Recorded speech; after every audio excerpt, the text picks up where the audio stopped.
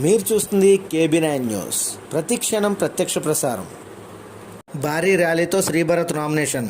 వివరాల్లోకి వెళ్తే విశాఖ లోక్సభ స్థానానికి తెలుగుదేశం పార్టీ, బీజేపీ, జనసేన ఉమ్మడి ఎంపీ అభ్యర్థిగా గీతం విద్యా సంస్థ చైర్మన్ ఎం శ్రీభరత్ పోటీ చేయనున్న నేపథ్యంలో సోమవారం 22వ తారీఖు ఉదయం 11:30కు భారీ ర్యాలీతో నామినేషన్ చేసేందుకు వెళ్లారు.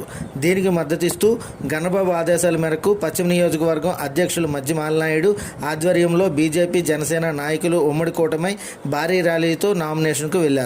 అక్కడ దృశ్యాలు KB9 న్యూస్ ద్వారా ప్రత్యక్షంగా చూడగలరు.